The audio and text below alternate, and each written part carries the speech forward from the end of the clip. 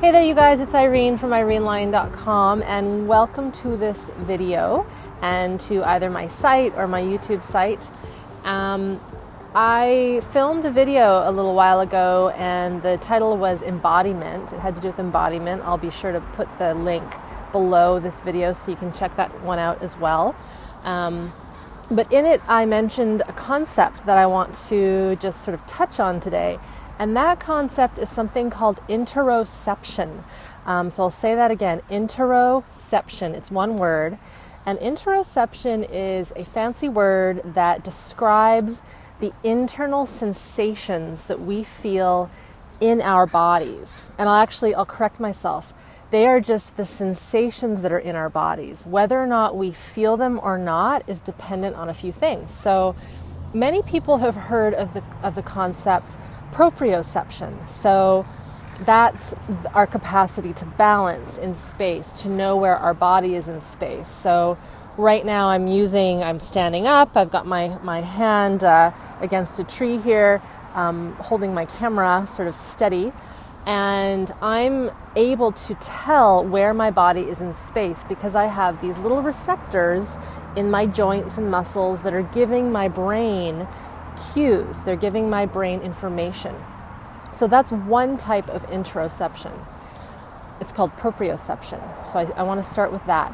Let's say you've sprained an ankle. Lots of people have sprained an ankle. I have.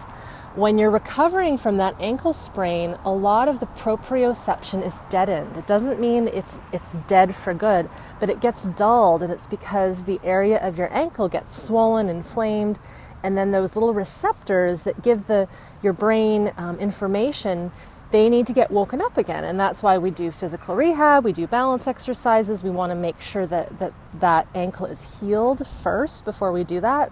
So that's one kind of real life example. Now, there's another type of interoception, and it is called, so another word here, enteroception.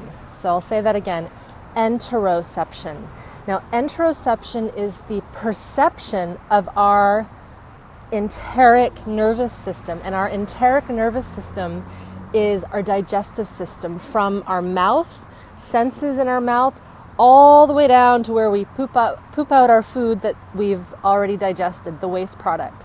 So in our gut, from mouth, esophagus, stomach, intestines, large intestines, even our kidneys, liver, spleen, our reproductive organs, our bladder, all those organs, they, believe it or not, can give us signals and cues. If you've ever had a tummy ache, you know that exists because you feel a pain in your stomach. You don't feel well, whether it's bloating or you've eaten something that doesn't agree with you.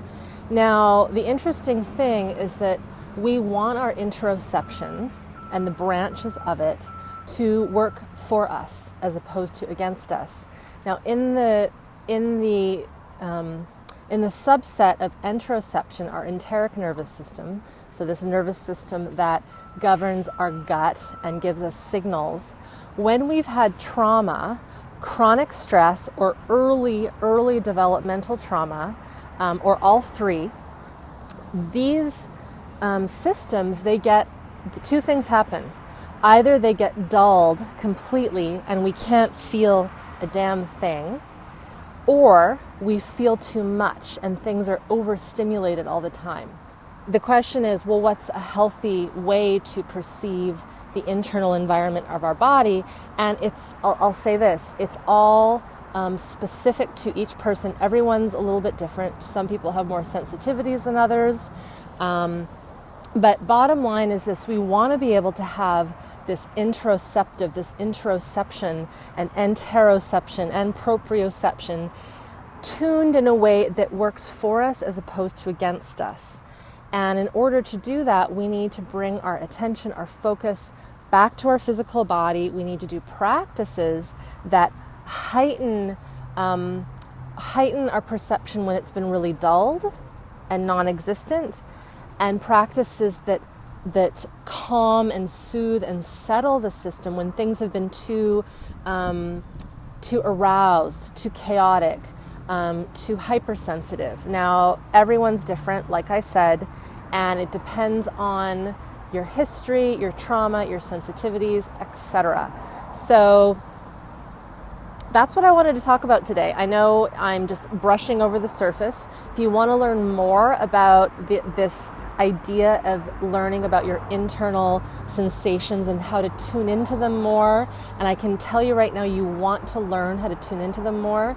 That gut instinct that everyone talks about, those gut feelings, sixth sense. Our sixth sense is actually our interoceptive qualities. We tend to think of sixth sense as this like woo-woo, intuitive, psychic thing, and it can be, it definitely can be.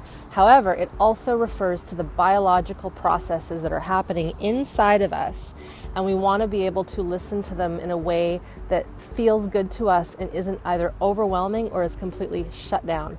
So if you want to learn more, and if you're not on my website and you aren't on my mailing list, be sure to go to my site, irenelyon.com, pick up the free guide that is there, How to De-Stress in 7 Steps. That will bring you through a very simple exercise to start to feel a little bit more, sense a little bit more, get more connected with your environment, which is super critical when healing any kind of trauma or chronic stress. Trust me on that. And also check out some of my other programs and products that are there. They're all designed to decrease stress in a safe way, to tune up your nervous system, to build more capacity in your nervous system, to settle things when things are too intense, and to rev things up and stimulate things when things are too depressed and too kind of dull. So everyone's different. It depends on where you're at. But I'd love for you to check out those resources and drop me a line, send me a comment, send me an email, and I'd love to hear from you. Take good care.